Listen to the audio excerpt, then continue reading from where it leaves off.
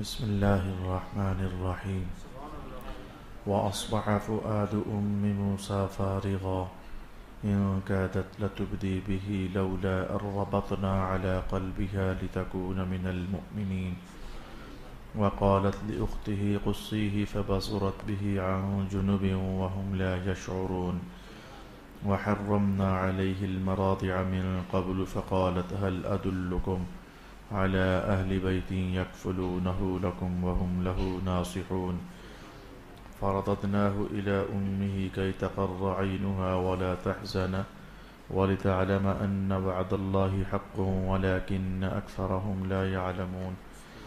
ولما بلغ أشده واستوى آتيناه حكما وعلما وكذلك نجزي المحسنين. ودخل المدينة على حين غفلة من أهلها فوجد فيها رجلين يقتتلان هذا من شيعته وهذا من عدوه فاستغاثه الذي من شيعته على الذي من عدوه فوكزه موسى فقضى عليه قال هذا من عمل الشيطان إنه عدو مضل مبين. قال رب إني ظلمت نفسي فاغفر لي فغفر له إنه هو الغفور الرحيم. قال رب بما أنعمت علي فلن أكون ظهيرا للمجرمين. فأصبح في المدينة خائفا يترقب فإذا الذي استنصره بالأمس يستصرخه قال له موسى إنك لغوي مبين. فلما أن أراد أن يبطش بالذي هو عدو لهما قال يا موسى أتريد أن تقتلني كما قتلت نفسا بالأمس إن تريد إلا أن تكون جبارا في الأرض وما تريد أن تكون من المصلحين. وجاء رجل من أقصى المدينة يسعى قال يا موسى إن الملأ يأتمرون بك ليقتلوك فاخرج إني لك من الناصحين. فخرج منها خائفا يترقب قال رب نجني من القوم الظالمين. صدق الله مولانا العظيم. الصلاة والسلام عليك يا سيدي يا رسول الله. الصلاة والسلام عليك يا سيدي يا حبيب الله. الصلاة والسلام عليك يا سيدي يا شفيع المذنبين وعلى آلك وأصحابك يا سيدي يا رحمة للعالمين.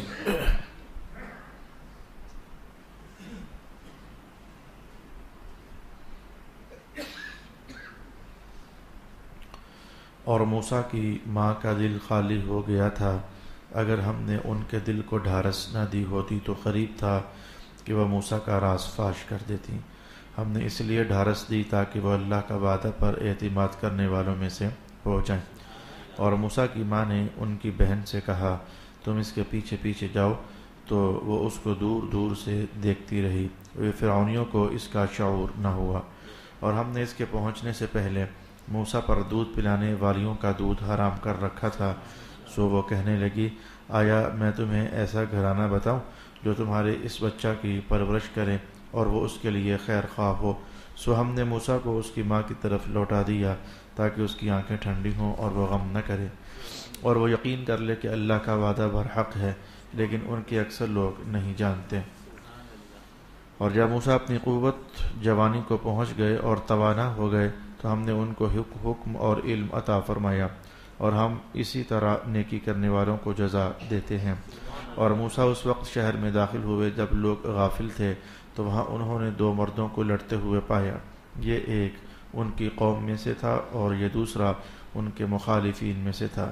سو جو ان کی قوم میں سے تھا اس نے موسیٰ سے اس کے خلاف مدد طلب کی جو ان کے مخالفوں میں سے تھا. پس موسیٰ علیہ السلام نے اس کو مکہ مارا سو اس کو ہلاک کر دیا. موسیٰ نے کہا یہ کام شیطان کی طرف سے سرزد ہوا. بے شک شیطان دشمن ہے اور کھلم کھلا بہکانے والا ہے. موسیٰ نے عرض کیا اے میرے رب بے شک میں نے اپنی جان پر زیادتی کی سو تو مجھے معاف فرما. پس اللہ نے اس کو معاف کر دیا. بے شک وہ بہت بخشنے والا بے حد رحم فرمانے والا ہے. موسیٰ نے عرض کیا اے میرے رب چونکہ تو نے مجھ پر انعام فرمایا ہے سو اب میں کبھی مجرموں کا مددگار نہیں بنوں گا. پس موسیٰ نے اس شہر میں ڈرتے ہوئے اس انتظار میں صبح کی کہ اب کیا ہوگا بس اچانک وہی شخص جس نے کل ان سے مدد طلب کی تھی پھر ان کو مدد کے لیے پکار رہا تھا۔ موسیٰ نے اس سے کہا بے شک تو کھلا ہوا گمراہ ہے۔ پھر جب موسیٰ نے اس شخص کو پکڑنا چاہا جو ان دونوں کا دشمن تھا تو اس نے غلط فہمی سے کہا اے موسیٰ کیا آج تم مجھ کو قتل کرنا چاہتے ہو جس طرح کل تم نے اس شخص کو قتل کر دیا تھا؟ تم تو صرف یہی چاہتے ہو کہ تم اس شہر میں زبردست داداگیر بن جاؤ اور تم مصلحین میں سے نہیں بننا چاہتے۔ اور ایک مرد شہر کے آخری کنارے سے دوڑتا ہوا آیا، اس نے کہا اے موسیٰ بے شک فرعون کے سردار آپ کے قتل کا مشورہ کر رہے ہیں، سو آپ یہاں سے نکل جائیں، بے شک میں آپ کے خیر خواہوں میں سے ہوں۔ سو موسیٰ اس شہر سے ڈرتے ہوئے نکلے اس انتظار میں کہ اب کیا ہوگا۔ انہوں نے عرض کی اے میرے رب مجھے ان ظالم لوگوں سے نجات دے دے۔ صدق اللہ مولانا العظیم۔ اللہ رب العالمین نے جناب حضرت موسیٰ علیہ السلام کا عنوان بہت ساری دلچسپیوں سمیت سورہ قصص کا حصہ بنایا ہوا ہے۔ جو چیز اللہ تعالیٰ اپنے علم پاک کے مطابق لوگوں کے لیے مناسب جانتا ہے وہ چیزیں اس قرآن حکیم کے اندر بیان کی جا رہی ہیں۔ کچھ باتیں ایسی بھی ہیں ان دلچسپ حقائق میں سے کہ جن کی ذمہ داری رب کائنات نے رسول پاک صلی اللہ علیہ وآلہ وسلم کی لگائی۔ ان حقائق کو اور ان باتوں کو رسول پاک صلی اللہ علیہ وآلہ وسلم بیان فرما دیتے ہیں۔ جیسے کہ سورہ کہف کے اندر بھی آپ جانتے ہیں کہ اللہ تعالیٰ نے حضرت خضر علیہ السلام اور حضرت موسیٰ علیہ السلام کا واقعہ جب بہت تفصیل اور ڈیٹیل کے ساتھ بیان فرمایا تھا تو وہاں بھی کچھ حقائق ایسے تھے جو قرآن حکیم نے بیان فرمائے تھے اور کچھ حقائق ایسے تھے جو کہ رسول پاک صلی اللہ علیہ وآلہ وسلم نے ارشاد فرمائے تھے، اور ہمیشہ سے ایسا ہی ہوتا چلا آیا۔ قرآن حکیم کی اسی لیے تو جب قرآن حکیم کی جو تفسیر ہے اس کی ترتیب بنائی جاتی ہے کہ سب سے عمدہ تفسیر کون سی ہے، پھر اس کے بعد نمبر 2 پر آ جائیے تو اب عمدہ ترین تفسیر کون سی ہے، تو ترتیب میں یہی کہا جاتا ہے کہ عمدہ ترین تفسیر وہ ہے جو تفسیر القرآن بالقرآن ہو، یعنی قرآن کو قرآن کے دیگر مقامات کی روشنی میں سمجھا جائے، اور پھر اس کے بعد جو درجہ تفسیر کا بنتا ہے تفسیر القرآن بالسنہ او بالحدیث، کہ ان باتوں کو رسول پاک علیہ السلام نے کس رنگ ڈھنگ میں ارشاد فرمایا ہے، پھر اس کا مقام بن جاتا ہے۔ تو قرآن کو قرآن بھی سمجھاتا ہی رہتا ہے اور قرآن کو رسول پاک صلی اللہ علیہ وآلہ وسلم بھی سمجھانے کا بھرپور اہتمام فرماتے رہتے ہیں۔ تو اس واقعہ کے اندر بھی ایسا ہی ہوا ہے کہ ایک جناب موسیٰ علیہ السلام کی حیات اقدس کے کچھ دلچسپ پہلو جو اپنے مقام پر اللہ کی قدرت کی دلیل بنے ہوئے تھے، اللہ کی طاقت کی دلیل بنے ہوئے تھے، اللہ کی حکمت کاملہ جب وہ کچھ ظاہر فرمانا چاہتا ہے تو حالات کیسے بھی ہوں وہ کچھ کر دیتا ہے، اس بات پر دلیل بنے ہوئے تھے۔ کچھ حقائق قرآن حکیم نے ارشاد فرمائے اور کچھ رسول پاک صلی اللہ علیہ وآلہ وسلم نے ارشاد فرمائے۔ آج کی تلاوت میں جو میں نے آپ کے لیے پڑھا ہے اس میں قرآن حکیم نے تو جو کہا سو کہا، کچھ باتیں حدیث کی ہوں گی وہ بھی ہم سیکھنا چاہیں گے۔ تو دیکھیے آج میرا سبق یہاں سے شروع ہوا۔ گزشتہ بار اگر آپ کو یاد پڑتا ہے تو سلسلہ کلام کچھ یہاں پہنچا ہوا تھا کہ جناب موسیٰ علیہ السلام کی والدہ ماجدہ نے آخر کار تابوت میں آپ کے جسم اقدس کو رکھا اور دریا برد کر دیا، اور ادھر فرعون اور اس کی بیوی اور اس کے کنبے قبیلے والے اور اس کی خاتمائیں دریا پر آج اللہ تعالیٰ کے دل میں ارادہ ڈالنے پر پہنچے ہوئے تھے۔ تابوت آیا، پکڑا، جناب موسیٰ علیہ السلام کے لعاب دہن سے اسی حالت میں بھی وہ اس کی بیٹی کو چونکہ مرض تھا کوڑ کا اسے جسم پر لگایا تو ٹھیک ہوئی۔ تو جناب آسیہ بیگم کہنے لگیں کہ لگتا ہے کہ یہ بیٹا، اسے ہم بیٹا بنا لیتے ہیں، یہ تیری اور میری آنکھوں کی ٹھنڈک بنے گا۔ فرعون نے جواب دے دیا تھا کہ تیری آنکھوں کی ٹھنڈک بنتا ہے تو بن جائے، میری آنکھوں کی ٹھنڈک تو یہ نہیں ہے۔ ظاہر ہے کہ اس نے تباہ ہونا تھا، برباد ہونا تھا خدائی کے دعوے دار نے جناب موسیٰ علیہ السلام کے ہاتھوں، تو اس لیے اللہ نے اس کی زبان سے یہ جملہ نکلنے ہی نہ دیا۔ لیکن رسول پاک علیہ السلام نے تبصرہ ضرور کیا تھا، اگر کہیں یہ جملہ فرعون کہہ دیتا کہ یہ میری آنکھوں کی بھی ٹھنڈک بنے گا تو اس جملے کی برکت سے کہ ایک نبی کے وجود اقدس کو آنکھوں کی ٹھنڈک قرار دینا، اس جملے کی برکت سے اللہ نے فرعون کو بھی ایمان عطا فرما دینا تھا، لیکن وہ نہ کہہ سکا، یہ جناب آسیہ ہی کا حصہ بنا۔ الغرض یہاں تک ہماری بات پہنچ چکی تھی۔ اب قرآن حکیم کچھ باتیں اگلی ساتھ جوڑتا ہے، کچھ باتیں پچھلی ساتھ جوڑتا ہے۔ یہ اس کی ترتیب کی لذتیں باہر کے میاں اپنی ہی ہیں، اللہ تعالیٰ ہی بہتر راز جاننے والا ہے۔ ادھر جناب موسیٰ علیہ السلام کا تابوت مبارک محل میں میں جا پہنچا ہوا تھا. اور ادھر حال یہ تھا کہ آپ گزشتہ نشست میں جان چکے ہو وَأَوْحَيْنَا إِلَىٰ أُمِّ مُوسَىٰ ہم نے جناب موسیٰ کی والدہ ماجدہ کو ایک راز الہام کیا تھا کہ بس کسی کو پتہ نہ چلے, چند مہینے دودھ خود پلا لو پھر اس کے بعد دریا میں ڈال دینا, بس پتہ نہ چلے کہ تو اس راز کو راز بنا کر کے ہم آگے چلانا چاہتے ہیں.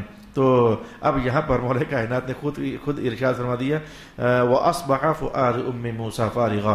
جب جناب موسیٰ کی والدہ کو یہ خبر پہنچی کہ میرا بیٹا فرعون کے ہاتھوں پہنچ گیا ہے, اب ماں ہے, میں کہوں کہ اگر نبی بھی ہوں تو میرے دوستو وہ طبعی تقاضوں اور فطری تقاضوں سے خالی نہیں ہوتے ہیں. یہ جملہ اگر نہیں سمجھے ہو تو نبی ہونا ایک اور مقام ہے, ایک منصب ہے. سبحان اللہ, اللہ کی عطاؤں کا, اللہ کے قرب کا, اللہ تعالیٰ کی نوازشات کا ایک اعلیٰ ترین منصب ہے, اس سے اوپر کوئی منصب نہیں ہے. لیکن کیا نبی بشری لباس میں تشریف فرما ہونے کے بعد کیا بھوک محسوس نہیں کرتے؟ کیا پانی کی پیاس محسوس نہیں فرماتے؟ کیا بچوں کی محبت اور رغبت دل میں نہیں رکھتے ہیں؟ کیا بڑوں کا ادب اور احترام ماں تشریف لے تو حضور کھڑے ہو جائیں؟ کیا یہ احساسات نہیں ہیں؟ کیا تھوڑی دیر کے لیے بھلے یہی بولیں میرا دل تو جاگ ہی رہا ہوتا ہے, لیکن آنکھوں کی آرام کرنے کی بات کیا نہیں کرتے رسول اللہ علیہ الصلوۃ والسلام؟ الغرض جو بشری تقاضے ہوتے ہیں کیا حضور بیماری محسوس نہیں فرماتے ہیں؟ بشری اور فطری تقاضے یہ ساتھ ساتھ چلا کرتے ہیں اور لازمی چلا کرتے ہیں. انہی بشری تقاضوں کے لباس میں آنا, یہ اسی میں تو قوم کے لیے اور امت کے لیے رہنمائی ہوتی ہے. اگر نبی بالکل انسانی لیول سے ماورا ہو کر زندگی گزاریں, نہ کھائیں نہ پئیں نہ ازواج نہ لین نہ دین, تو پھر لوگوں کے لیے نمونہ کون پیش کرے گا؟ لوگوں کے لیے تصویر بنا کر کون پیش کرے گا؟ الغرض اللہ تعالیٰ کی اپنی حکمتیں. اگر نبیوں کا ماجرا بھی ایسا ہوتا ہے کہ ان میں فطری تقاضے ساتھ ہوتے ہیں, تو پھر یاد رہے کہ جو نبیوں کی والدہ ہیں وہ تو نبی نہیں ہوتی ہیں, تو ان کے ہاں فطری تقاضے تو ہیں ہی ہیں. جب یہ خبر پہنچی کہ میرا بیٹا فرعون کے گھر پہنچ گیا ہے, ایک دم سے دل کو دھڑکا لگا, اللہ ہی خیر کرے, اللہ ہی خیر کرے کہ ظالم کے ہاتھ میرا بیٹا پہنچ گیا, جس نے 70,000 یا پھر 90,000 بچوں کو صرف اس لیے ذبح کر دیا بیٹوں کو کہ کہیں کوئی اس کے تخت کو الٹا نہ دے. تو دل کو لگا دھڑکا, تو ایک بار تو دل ہوا, جب دھڑکا لگا, دھچکا لگا, پریشانی ہوئی شعور اور فکر میں, تو ایک بار خیال تو آیا کہ میں جا کر جیسے تیسے بچہ واپس لے لوں اور میں کہہ ڈالوں کہ یہ بیٹا میرا, اس کو کچھ نہ کہنا. رب کائنات نے اس تصویر کو بیان کیا وَأَصْبَحَ فُؤَادُ أُمِّ مُوسَىٰ فَارِغًا. ایک بار تو اس ماحول کی دہشت کی بنیاد پر اور خوفناکی کی بنیاد پر جناب موسیٰ کی ماں اندر سے خالی ہو گئی تھی. اس راز سے جو ہم نے ان سے کہا تھا کہ راز رکھنا, وہ راز بھول گئیں, تو لگی تھی بولنے کہ یہ بیٹا میرا ہے, میرے حوالے واپس کر دیا جائے, لگی تھی بولنے. مولا کائنات نے کہا کہ لولا الربطنا, ہم نے پھر ان کے دل کو مضبوط کر دیا, یعنی سمجھا دیا, یعنی دل میں ڈال دیا, ابھی نہیں بولنا, یہ راز ہے, اسے راز رہنے دینا ہے. وہ بولنے لگی تھی لیکن ہم نے ان کے راز کو پھر راز ہی رکھوا لیا. تفسیر کا ایک پہلو یہ ہے جو میں نے آپ کی خدمت میں بیان کرنا چاہا, یعنی اس تفسیر کے اس پہلو میں یہ بات ہے کہ وہ ماحولیاتی خوف, جو ماحولیاتی دہشت تھی, اس کی وجہ سے فطرت ممتا بیدار ہوئی, تو کہنے لگی کہ یہ بیٹا میرا ہے, اسے کچھ نہ کہنا. تفسیر کا یہ پہلو اٹھا کر کے ایک طرف رکھ لیجئے. تفسیر کا ایک اور پہلو بھی ہے اور اس کو مفسرین نے بڑے ذوق اور شوق کے ساتھ اور بڑے تمطراق کے ساتھ بیان بھی کیا ہے. وہ کہنے لگے کہ وجہ یہ نہیں تھی, یعنی بات یہ نہیں ہے کہ موسیٰ علیہ السلام کی اماں کا دل خالی ہو گیا, یعنی انہیں وہ الہام فراموش ہو گیا جو رب کائنات نے کیا ہوا تھا کہ اس راز کو راز رہنے دینا ہے. بات یہ نہیں تھی, بات اصل میں کوئی اور تھی. اچھا جی, وہ بات کیا تھی؟ یہ بالکل اس کی اگینسٹ مفسرین کی یہ جماعت ارشاد فرماتی ہے کہ ہوا یہ تھا, یعنی یہ کس بات کو یا کس تصویر کو یا کس ماحول کو قرآن کہہ رہا ہے کہ ان موسیٰ علیہ السلام کی اماں جان کا دل اندر سے خالی ہو گیا. یہ کیا بات تھی؟ یہ بات یہ تھی کہ رب کائنات نے جب الہام کر دیا تھا نا کہ ہم آپ کا بیٹا آپ دریا میں ڈال دینا, تو پھر پلٹا کر ہم آپ کو واپس کر دیں گے, تو پریشان نہ ہونا, لا تحزنی, غم نہ کرنا, بیٹا سلامت رہے گا. تو جناب موسیٰ علیہ السلام کی ماں کے دل میں اتنا یقین طاری ہو گیا, اتنا یقین طاری ہو گیا کہ یہ میرا بیٹا ہے, اب میں کچھ بھی کہہ ڈالوں, کچھ بھی کر ڈالوں, کوئی سا بھی راز کھول ڈالوں, تو یہ مجھے واپس مل کر کے ہی رہے گا, تو اسے کچھ ہونے والا نہیں ہے, کیونکہ رب میرے دل میں یہ بات ڈال دی ہوئی ہے. تو اس یقین کامل پر کہ میں کچھ بھی کہہ ڈالوں میرے بیٹے کو کچھ نہیں ہونے والا, وہ کہنے لگی تھی کہ فرعون دھیان سے, یہ میرا بیٹا ہے, اسے کچھ نہ کہنا، یعنی وہ اس یقین کامل سے کہ رب نے کہہ جو دیا ہے کہ آپ کا بیٹا آپ کو پہنچ آئے گا، تو آنکھ میں آنکھ ڈال کر بات کرنا چاہتی تھی، اور دل خالی ہو گیا کس سے؟ اس خوف سے. یہ تفسیر کا پہلو نمبر 2 ہے. دل خالی ہو گیا اس خوف سے جو کہ ماں کی ممتا کے دل میں آ رہا تھا، کہیں فرعون کچھ کہہ نہ ڈالے، کیونکہ اللہ کا وعدہ دل میں اترا ہوا تھا، یقین کامل تھا، تو دل خالی تھا اس بات سے کہ مجھے کوئی ڈر نہیں ہے، میرا دل اللہ کے نور سے بھرا ہوا ہے. تو لگی تھی کہنے، او فرعون یہی ہے وہ بیٹا، لگی تھی کہنے. رب کائنات نے کہا اربطنا علی قلبها، ہم نے کہا ٹھیک ہے یقین تو ہے ہی ہے، لیکن ابھی یہ راز فاش نہیں کرنا ہے. ہم نے ان کے دل کو مربوط کر دیا اور اندر سے باندھ کے رکھ دیا کہ ابھی یہ راز فاش نہیں کرنا ہے. تفسیر کے 2 پہلو اور بھی کہے گئے ہیں، لیکن میں یہ سمجھتا ہوں کہ اتنا کہنے سے میرا مدعا پورا ہو گیا. میں نے پہلے بھی کئی بار آپ سے کہا ہے نا کہ کچھ باتیں ہمیں تاریخی حوالہ جات کے ساتھ بعین ہی ویسے سمجھنا ہوتی ہیں، جیسے کہ رب کائنات نے فرمائی ہوتی ہیں، ویسے سمجھ لینے میں کچھ اپنی حکمتیں ہوتی ہیں. سارا قرآن ہمیشہ اسی بات کا تقاضا نہیں کرتا ہے کہ عمل ہی کرو عمل ہی کرو عمل ہی کرو عمل ہی کرو، نہیں، ہمیشہ قرآن پاک میں ایسی باتیں ہی نہیں ہوتی ہیں. عمل کرنے کی بات بھی ہوتی ہے، گناہوں سے بچنے کی بات بھی ہوتی ہے، توحید پر ایمان مستحکم کرنے کا عنوان بھی چھڑتا ہے، رسالت کو مان لینے کی بات بھی کہی جاتی ہے، کچھ قیامت کے احوال پر یقین اور ایمان لانے کے عنوان بھی قرآن حکیم چھیڑتا رہتا ہے، گزشتہ اقوام کی کہانیاں بھی سامنے رکھتا رہتا ہے، اور ان کو آئینہ بنا کر تو عبرت کا نشان حاصل کرنے کا اہتمام بھی قرآن سکھاتا رہتا ہے. وہ قرآن کئی جہتوں والی کتاب ہے، اس کے ہر رنگ میں ایک اپنی تاثیر ہے، اس کے ہر بیان میں ایک اپنا لطف ہے، اور اس کے کہے ہوئے ہر قول میں کہنا چاہوں گا کہ ایک اپنی سی لذت ہے جو قاری قرآن محسوس کر سکتے ہیں. بارکیف اپنا اپنا وجدان، اور ہر وجدان کا اپنا اپنا مقام، کون کتنے وجدان میں رہتے ہوئے کتنی لذت مندی پا سکتے ہیں، ہر بندے کی اپنی تقسیم ہے، اللہ کی طرف سے اپنا اپنا حصہ ہم حاصل کرتے رہتے ہیں. 2 تفسیریں کم از کم میں نے بیان کر دی. تو ہم نے رب کائنات نے کہا ان کادت لتبدی بھی، یہ وہ تو راز فاش کرنے لگی تھی، لولا اربطنا، اگر ہم ان کے دل کو پھر سے مضبوط نہ کر دیتے، لتکون من المؤمنین، تاکہ وہ ایمان رکھنے اور اعتقاد رکھنے والوں ہی میں ہوتی کہ ابھی اس راز کو فاش نہیں کرنا ہے. اچھا یہاں تک بات ہوئی تو ارشاد کرام، یہ اب قرآن پاک کی بات نہیں، اب روایات کی بات میں آپ کے سامنے لانا چاہوں گا.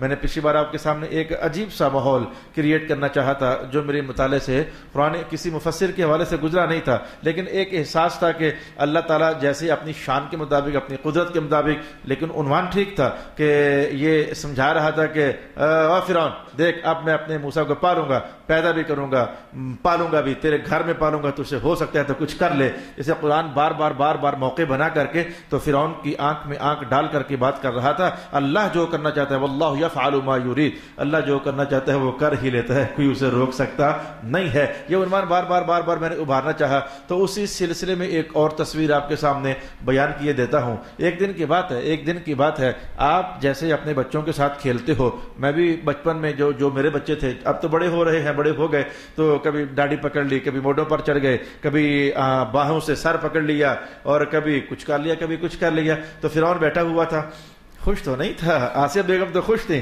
فرعون خوش تو نہیں تھا، لیکن جناب موسیٰ علیہ السلام کے ساتھ اپنے حساب میں وہ دل لگی کر رہا تھا. اب حضرت موسیٰ علیہ السلام نے قدرت کے ایک رنگ کا جلوہ دکھایا نا، اور اسی بچپن کی حالت میں مبارک ہاتھوں سے ڈاڑی پکڑی، اور ڈاڑی پکڑ کر ذرا نوچی، جیسے میں کہتا ہوں کہ دستک تھی، تیار ہو جا وہ میں ہی ہوں تیار ہو جا وہ میں ہی ہوں، تیرا کام میں نے ہی تمام کرنا ہے. جب اس نے جناب موسیٰ نے ڈاڑی نوچی، فرعون پھر کھڑک گیا، اندر سے پھر کھڑک گیا، کہنے لگا آسیہ یہ بندہ ٹھیک نہیں ہے، یہ جو بچہ ہے یہ ٹھیک نہیں ہے. پھر رب کائنات نے اس کے دل میں کھڑکا ڈالا، جیسے کہ میں تھوڑی دیر پہلے عرض کر رہا تھا، جیسے کہ مولا کائنات پھر ہلارا دیا، دیکھ یہ وہی ہے، کچھ کر سکتے ہیں تو کر لے، میں نے پالنا ہے، صحیح تو نہیں پالنا ہے. تو اس نے کہا کہ آسیہ یہ بچہ ٹھیک نہیں، یہ تو لگتا ہے کہ خطرناک کہانی، دیکھ میں میری ڈاڑی آج اسے نوچ ڈالی. ویسے اگر آپ ناراض نہ ہو تو گندا ہو کر بھی ڈاڑی تو اس نے رکھی ہوئی تھی نا، مانا سمجھا رہا، برا ہو کر بھی، کافر ہو کر بھی داڑھی اس نے رکھی ہوئی تھی. تم اس کو دفع کرو، تم رسول اللہ کی سنت میں نہیں رکھ سکتے ہو. کہتا یہ اتنا پرانا عنوان ہے ڈاڑھی کا کہ وہ گندا ہو کر، ہمیں اسے فالو نہیں کرنا. ہمارے لیے اسوہ سرکار دو عالم کافی ہیں، لیکن میں آپ کو دستک دے رہا ہوں. اچھا آگے بڑھ جائے، مجھے دستک دیتے ہی رہنا ہے، جیسے مؤذن اذان دیتا ہی رہے گا. کوئی نماز پڑھنے کے لیے آ جائے تو بھی، اور اذان نماز پڑھنے کے لیے نہ آئے تو مؤذن نے اذان دیتے ہی رہنا ہے. میں نے انشاءاللہ حضور کی سنتوں کی دستک کی اذان آپ تک پہنچاتے ہی رہنا ہے. تو کہنے لگا کہ پھر ایک بار قدرت نے ہرارہ دے دیا. فرعون لگتا ہے کہ یہ وہی بچہ ہے، کہتا آسیہ اس سے میری داڑھی پکڑی ہے، بندہ ٹھیک نہیں لگتا ہے. تو کہا نہیں بچہ ہے، بچے کر لیتے ہیں. کہا نہیں یہ سمجھدار ہے. کہا نہیں یہ سمجھدار ہے، یہ بچہ نہیں ہے. کہا جناب آسیہ نے کہا اچھا ابھی دیکھ لیتے ہیں. پتا تو تھا جناب آسیہ کو سمجھدار تو ہیں کہ جن کے لعاب دہن سے کوڑ ٹھیک ہو رہا ہے، کچھ شخصیت ہیں، یہ کوئی راز کھل رہے تھے، یہ شخصیت ہے کوئی. تو کہا آسیہ نے کہا کہ اچھا ایسا کرتے ہیں جلدی نہ کرو. اس نے یعنی کہ کچھ بندوں کو اشارہ بلا کے لاؤ ذرا انہیں، وہ جو قتل کرنے والے اور ذبح کرنے والے تھے نا، تو بالکل عین پیک پر موقع پہنچا دیا. کہا بلاؤ ذرا انہیں، مجھے تو لگتا ہے یہ بچہ وہی ہے. آسیہ نے کہا نہیں جلدی نہ کریں، ایسا کرتے ہیں کہ آزما لیتے ہیں، امتحان لے لیتے ہیں، دیکھتے ہیں کہ یہ بچپن کی کوئی کاروائی ہے، یعنی بچپن میں جیسے لاشعوری ہوتی ہے تو پتہ نہیں چلتا، یہ کوئی وہ کاروائی ہے یا واقعی یہ وہی ہے کہ اس نے جان بوجھ کر ہی ایسا کیا ہے. جلدی نہ کرو، آزما لیتے ہیں. فرعون پھر اللہ نے موقع بنا کر پھر خود ہی کہا اچھا آسیہ جیسے کہتی ہو کر لیتے ہیں. تو کیا امتحان کیا کیا گیا؟ تھال منگوایا گیا، ایک طرف موتی رکھے گئے اور ایک طرف دہکتے ہوئے انگارے رکھے گئے، اور جناب موسیٰ علیہ السلام سے کہا گیا کہ آپ ان میں سے کوئی ایک شاہ پکڑ لیں. تو نبی تھے، سمجھ آ رہی تھی ہاتھ کدھر جانا چاہیے کدھر نہیں جانا چاہیے، لیکن اس وقت موقع یہ بنا ہوا ہے اگر انگاروں پر ہاتھ رکھتے ہیں تو بظاہر لا شعوری ثابت ہوتی ہے، جی بچپن میں کوئی ہو گیا تھا، باقی ان کا ارادہ مجھے مارنے شارنے کا نہیں تھا، یہ بات ثابت ہوتی ہے. اور اگر موتیوں پر ہاتھ جاتا ہے تو فرعون کا یہ قول سمجھ آتا ہے، ثابت ہوتا ہے یہ بچہ وہی ہے، اسے قتل کرنا چاہیے. اب آسمان والا رب نظارے تو سارے دیکھ رہا ہے. جناب موسیٰ علیہ السلام کا ہاتھ تخت میں جب یہاں سے ہلا تو موتیوں کی طرف بڑھنا چاہتا تھا. یہ راز اب میں نہیں بیان کر سکتا تھا کہ ہاتھ ادھر جانے لگا تھا یا ادھر جانے لگا تھا. یہ مدینے والی آقا کی نگاہیں دیکھ رہی تھی کہ ہاتھ کدھر جانے لگا تھا. میرے حضور نے کہا ہاتھ جانے لگا تھا ادھر جدھر موتی تھے، اور ادھر رب کائنات نے جبریل جا، آج ہاتھ ادھر نہیں جانا چاہیے، آج ہاتھ انگاروں کی طرف جانا چاہیے. جناب موسیٰ کی زندگی کا مسئلہ ہے، ان کی حیات کی بقا کا مسئلہ ہے. تو جانا ہاتھ ادھر چاہتا تھا. اللہ تعالی لا الہ الا اللہ محمد الرسول اللہ کو ماحول ہی نہ بنائے. یار انسانی سوچ اپنی ہے، یعنی انسان تو سوچتا ہے فرعون کو ہی نہ بنائے تاکہ رولے ہی ختم ہو جائیں، لیکن وہ جو کچھ کرنا چاہتا ہے وہ کر دیتا ہے. نہ اس کے کچھ کرنے سے نہ فرعون روک سکے، نہ نمرود روک سکے، نہ یزید روک سکے، نہ ابو جہل روک سکے، نہ ہر دور کے بدماش کافر روک سکے. اسے اپنی قدرت کے جلوے بھی تو دکھانے ہی ہیں. صلی اللہ علی حبیبہ محمد وعلی آلہ واصحابہ اجمعین. جناب جبریل آ گئے. یہ تصویر رسول اللہ علیہ السلام بیان فرما رہے تھے. جناب جبریل آ گئے. ویسے آپ کو اب بھی یہ یقین نہیں ہو رہا ہے کہ کائنات مشرق والے پاسے سے ہو یا مغرب والے پاسے سے ہو یا شمال والے پاسے سے ہو یا جنوب والے پاسے سے ہو یا آسمانوں کے اوپر سے ہو یا زمینوں کی 7ویں تہہ سے بھی نیچے کے ہو، کائنات ہو جدھر سے بھی نا حضور کی نگاہوں سے پوشیدہ نہیں ہوتی ہے. کہ ابھی تک آپ کو یہ سمجھ نہیں آ رہی ہے، یہ یقین کیا آپ کو حاصل نہیں ہو رہا ہے؟ وہ زمانوں پرانی بات، وہ صدیوں پرانی بات، اور پھر اندر کی کہانیاں کہ جناب موسیٰ کا ہاتھ بڑھ گیا تھا ان موتیوں کی طرف. یہ تو جبریل آ رہے تھے اور انہوں نے آ کر کہا کہ جناب آج ادھر نہیں، مہربانی فرمائے آج ادھر. اور پھر اللہ کی قدرت آگے بھی دیکھیے. وہ جناب موسیٰ علیہ السلام نے انگارہ پکڑ لیا اور پکڑ کر تو اپنی زبان پر جیسے کہ اللہ کے حکم سے رکھ لیا، جس کی زبان پر مبارک زبان پر زخم بھی آیا تھا، اور وہ زخم پھر جوانی تک اور اس کی آگے تک پھر چلتا رہا تھا. اس لیے 16ویں سپارے میں آپ کو بیان کر کے آیا ہوں کہ جب آئندہ بھی آئے گا کہ جناب موسیٰ علیہ السلام آخر کار جب باقاعدہ منصب نبوت کا اعلان کروا کر جب فرعون کی طرف بھیجا گیا تو پھر جناب موسیٰ علیہ السلام کہہ رہے تھے کہ اے میرے اللہ، میری زبان میں ذرا کچھ وہ ہے، وہ جو تو نے بچپن میں مجھے دیا تھا نا وہ ہے، میں بولنے میں ذرا وہ دقت محسوس ہوتی ہے. میرا بھائی جو ہے نا ہارون، اس کی زبان پر کوئلہ نہیں رکھا گیا تھا، یہ بہت فصیح اللسان ہے، اسے میرے ساتھ بھجوا دے تو اس کا اثر آپ جوانی تک اور اس سے آگے تک بھی پھر محسوس فرمایا کرتے تھے. یہ وہ کہانی ہے جو رسول پاک علیہ السلام نے ارشاد فرما دی. قرآن پھر مڑ کر آتا ہے اور کہتا ہے جناب موسیٰ علیہ السلام کی اماں جان نے جب بیٹے کو تابوت میں ڈال کر بھجوا تو دیا، لیکن ممتا تو پھر ماں تو ماں ہی ہوتی ہے.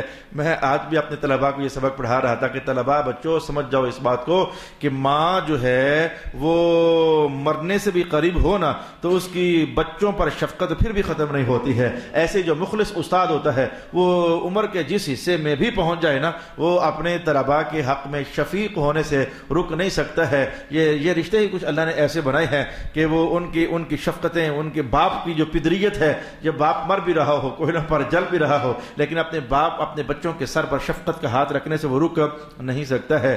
جناب موسیٰ علیہ السلام کی اماں جان نے کہا کہ بیٹی اب دیکھ میں نے تابوت تو ڈال دیا پانی میں، تو ایسا کر تو نہ تابوت کے ساتھ ساتھ چل، کسی کو پتہ نہ چلے کہ تو تابوت کی رکھوالی کر رہی ہے یا ویسے ہی چل رہی ہے، لیکن تو چل ساتھ ساتھ. اسی فبصرت به عن جنب وهم لا يشعرون. جو بھی ہو نا لحظہ بلحظہ، یہ لفظ ہے نہیں قرآن پاک کے، لیکن بتا رہا ہوں مجھے کال کرتی رہنا. یہ آپ کو یہ جملہ جلدی سمجھ آنا تھا. جو بھی ہو نا مجھے اطلاع کرتی رہنا کہ اس وقت کیا ہوا، اس وقت کیا ہوا. جناب موسیٰ علیہ السلام کی بہن محترمہ وہ پھر نگرانی کرتے کرتے کرتے کرتے وهم لا يشعرون. رب کائنات نے کہا کہ اتنی سیانی تھی جناب موسیٰ علیہ السلام کی بہن اور اتنی توجہ کے ساتھ نگرانی کر رہی تھی. جناب موسیٰ علیہ السلام فرعون کے محل میں پہنچ گئے یا پھر بھی نگرانی کر رہی تھی، اندر کے حالات کیا چل رہے ہیں یا پھر بھی نگرانی کر رہی تھی. رب نے کہا وَهُمْ لَا يَشْعُرُونَ، کسی کو پتہ بھی نہیں چل رہا تھا. یہ وَهُمْ لَا يَشْعُرُونَ کسی کو پتہ نہیں چل رہا تھا. یہ اس کا ظاہری معنی بیان کیا گیا. مجھے آج حدیث کے الفاظ یاد آنے دیں. رسول پاک علیہ السلام نے فرمایا تھا قرآن پاک کی ہر آیت کا لِكُلِّ آیَةٍ مِّنْهَا ظَاهِرٌ وَبَاطِنٌ، ہر آیت کا ایک ظاہری معنی ہوتا ہے ایک باطنی معنی ہوتا ہے. ظاہری معنی تو میں نے آپ کو بیان کر دیا کہ وہ رکھوالیاں ہو رہی تھی پر کسی کو پتہ نہیں چل رہا تھا، فرعونیوں کو پتہ نہیں چل رہا تھا. اہل باطن صوفیاء کرام نے کہا کہ وَهُمْ لَا يَشْعُرُونَ کا معنی کچھ اور ہے، اور یہ معنی ان قریب آگے پھر بھی آنے والا ہے. معنی پتہ کیا ہے؟ فرعون تو اپنی طرف سے اپنے آپ کو بچانے کا اہتمام کر رہا تھا. وہ بچہ پیدا ہو تو ذبح کر دیا جائے، اڑا دیا جائے، یہ کر دیا جائے، وہ کر دیا جائے. رب کائنات نے کہا جس نے تختہ الٹنا تھا ان کے گھر پہنچ بھی چکا تھا پر ان کو پتہ نہیں چل رہا تھا. وَهُمْ لَا يَشْعُرُونَ یعنی یہ معنی بھی اس میں بیان کیا گیا. وَهُمْ لَا يَشْعُرُونَ وہ سارا اہتمام ہو بھی چکا ہے، جناب موسیٰ اس کے گھر پہنچ بھی چکے ہیں اور اس کے ایوانوں کے اندر ایک روحانی زلزلہ آ بھی چکا ہے. وَهُمْ لَا يَشْعُرُونَ اور ان کو پتہ ہی نہیں ہے کہ ہم جنہیں پال رہے ہیں یہی ہے وہ. یہ دوسرا روحانی اور باطنی معنی اس کا بیان کیا گیا. باقی دلچسپیاں بھری ہوئی ہیں ان آیات میں، دلچسپیاں بھری ہوئی ہیں. اہل ظاہر اپنے لطف لے رہے ہیں اور اہل باطن ان آیات سے اپنے معانی کی لذت اٹھا رہے ہیں. رب کائنات کا پھر کیا ہوا؟ اب وہی بات ہر کچھ عرصے بعد، ہر کچھ دنوں بعد، ہر کچھ مہینوں کے بعد اللہ تعالیٰ وہ قدرت کی تار ہلاتا ہے. اب دیکھ، یعنی اب پھر دیکھ، معاملہ بنتے بنتے پھر ہم اپنے موسیٰ کو بچا لیں گے. پھر دیکھ اب وہ جناب موسیٰ گھر پہنچے تو فکر دامن گیر ہوئی فرعون کو. بچہ ہے تو دودھ پینا ہے، تو دودھ کے لیے کیا کریں بھائی؟ فیڈر اس دور میں نہیں ہوتے تھے. یہ جو ہمارے آج کل فیڈر ہے نا، یہ اس دور کے فیڈر نہیں ہوتے تھے. جو فطری فیڈنگ رب کائنات نے رکھی ہوئی ہے، دائیوں کا نظام، آیاؤں کا نظام. ایک عورت کو بلایا گیا، جناب موسیٰ متوجہ ہی نہ ہوئے. دوسرے کو بلایا گیا، متوجہ ہی نہ ہوئے. جتنی عورتیں بلائیں گی متوجہ ہی نہ ہوئے. رب کائنات کہ حرمنا علیہ، ہم نے حرام کیا ہوتا. ہم نے کہا موسیٰ چھوڑو، توجہ ہی نہیں کرنی. حرمنا، ہم نے ایسا کیا ہوتا. اللہ تعالیٰ نا قرآن پاک کی نص ہے، حرمنا علیہ، ہم نے حرام کیا ہوا تھا. یعنی موسیٰ توجہ نہیں کرنے، آخر کر دودھ اما جی کا ہی پینا ہے. ہم نے یہ اہتمام سجایا ہوا تھا. اچھا وہ عورتیں آتی گئی اور لیکن آپ متوجہ ہی نہ ہوتے، دودھ کسی کے نہ پیتے. اور ہمشیرہ محترمہ یہ سارا منظر دیکھ رہی تھی. کہا کہ موقع بن گیا ہے، موقع بن کے آگے بڑھی اور آ کر کے فقالت کہنے لگی هل ادلکم، اصل میں مجھے لگتا ہے کہ ایک عورت ہے اگر وہ کہیں آ گئی نا تو یہ ان کا دودھ پی لے گا بچہ. یہ واقعی بڑی پریشانی بنی ہوئی ہے، دودھ نہیں پی رہا بچہ اور اس کی بقا کا مسئلہ ہے. میرا خیال گزرتا ہے دانا مجھے لگتا ہے هل ادلکم علی اہل بیت، کچھ گھر والے لوگ ایسے میں بڑے نیک لوگ ہیں، اگر وہ کہیں آ جائے نا تو خیال سا گزرتا ہے کہ وہ دودھ پی لیں گے. کہا ذرا بلاؤ نا انہیں. پھر کہا وہم لہو ناصحون، اور وہ جو ہے نا مجھے وہ ہیں بڑے نصیحت والے، وہ اس بچے کے لیے ہیں بڑے مفید. کہیں فرعون اگر اجازت دے تو میں بلا کر لاؤں ان کو. موقع پھر بنا دیا اور ادھر فرعونیوں کے دل میں سوال ڈال دیا. جب جناب موسیٰ علیہ السلام کی مدن آئیں تو آتے ہی بچہ اٹھایا، اندر سے تو ٹھار پڑ گئی لیکن ظاہر نہ ہونے دیا. اندر سے ٹھار تو پڑ گئی کہ واہ میرے اللہ تو نے وعدہ پورا کر بھی دیا، پل ہی لگائے اپنا وعدہ پورا کر دیا. یعنی موت کی وادیوں سے گزار کر میرا بچہ پھر زندہ و سلامت مجھے دے بھی دیا. اچھا تو آتے ہی اللہ کا نام لیا اور دودھ مبارک پیش کیا. جناب موسیٰ علیہ السلام نے پی لیا اور فرعون کو شک پڑ گیا. فرعون کو شک اٹھا گیا یہ کہیں ماں تو نہیں ہے. فرعون کو شک کر گیا یہ کہیں ماں تو نہیں ہے، اتنی دائیوں کا دودھ نہیں پیا اور اس کا آتے ہی پی لے، ماں تو نہیں ہے. اس نے سیدھا یہ سوال کر دیا انت امہ، تو اس کی ماں تو نہیں ہے. اب آپ نے یہ تو نہ کہا کہ میں ماں نہیں ہوں، آپ نے یہ تو نہ کہا کہ میں ماں نہیں ہوں. کہا تو اس کی ماں تو نہیں ہے. کہنے کے سے ماجرا یہ کہ میں خوشبو بہت استعمال کرتی ہوں، میں نفیس عورت ہوں. تو جو نفیس لوگ ہوتے ہیں نا تو وہ نفیسوں کا دودھ پیتے ہیں کہا جو نفیس لوگ ہوتے ہیں یہ نفیسوں کا دودھ. میں خوشبو بہت استعمال کرتی ہوں, اور چونکہ تھا بھی ایسا جناب ابن عباس فرماتے تھا بھی ایسا جناب موسیٰ علیہ السلام کی اماں جان کے وجود اقدس سے رب کائنات نے خوشبو کا اہتمام کیا ہوا تھا, اور جناب موسیٰ علیہ السلام اس خوشبو سے محسوس کرتے تھے کہ یہ میری ماں ہے, یہ میری ماں ہے. تو کہا سر میں خوشبو بہت استعمال کرتی ہوں, تو اس بچے کو خوشبو پسند ہوگی, تو اس لیے شاید اس نے صفائی کی بنیاد پر میرا دودھ نوش کر لیا ہو. تو چونکہ خوشبو تو آ ہی رہی تھی, پھر انہوں نے کہا اچھا یعنی مان گیا یعنی اچھا ٹھیک ہے, یہ لگتا ہے کہ پھر خوشبو کی وجہ ہی سے ایسا ہوا ہے. تو وہم لہو ناصحون, رب کائنات نے پھر اس کا اظہار کیا. فرددناہ الی امہ, وہ جو ہم نے وعدہ کیا تھا ہم نے پورا کر دیا.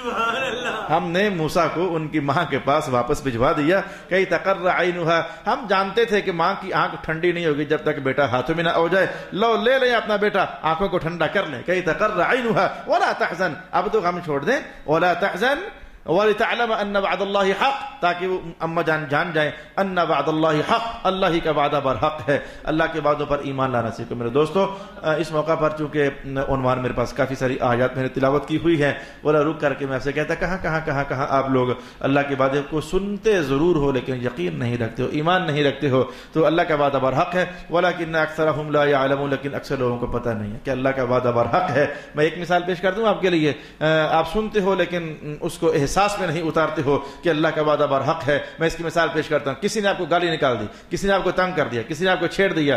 یہ بھی مجھے اس لیے یاد آتا ہے کہ آج علامہ اسماعیل حقی کے بیانات پڑھتے پڑھتے انہوں نے ایک جملہ لکھا کہ جب بھی کسی دور میں اللہ نے کوئی موسیٰ بنانا ہوتا ہے نا, موسیٰ علیہ السلام نہیں, موسیٰ علیہ السلام تو وہی ہے, جب بھی اللہ نے کسی دور میں کوئی موسیٰ بنانا ہوتا ہے یعنی کوئی عالی شان شخصیت یا موسیٰ جو ہیں اب یہ عروج کا استعارہ بن چکے ہیں اور یہ کمال کا استعارہ بن چکے ہیں. حتیٰ کہ فنون کی کتابوں کے اندر جو جملہ چلتا ہے لِكُلِّ فِرْعَوْنٍ موسیٰ, جہاں کہیں بھی کوئی فرعون سر اٹھائے گا اللہ کہیں نہ کہیں سے کوئی موسیٰ پیدا فرما دے گا, جہاں کہیں کوئی یزید سر اٹھائے گا اللہ کہیں نہ کہیں کوئی حسین پیدا فرما دے گا. اب حقیقتاً وہ وہی تھے لیکن یہ ان کا نام چلتا ہے, یعنی اللہ ان کی خسرتوں کی خیرات کسی کو دے کر تو سامنے سے پیدا فرما دے گا, معنی یہ ہوتا ہے. تو علامہ اسماعیل حقی فرماتے ہیں کہ جس دور کے اندر بھی اللہ پاک نے جب کوئی موسیٰ پیدا کرنا چاہا ہے نا تو ایک بار کسی نہ کسی فرعون کو بنایا ہے, اس فرعون نے تنگ کیا ہے, پھر اس نے صبر کیا ہے, تو فرعون کی تنگ راہوں سے گزرنے کے بعد ہی اللہ پاک کوئی موسیٰ تخلیق فرمایا کرتا ہے.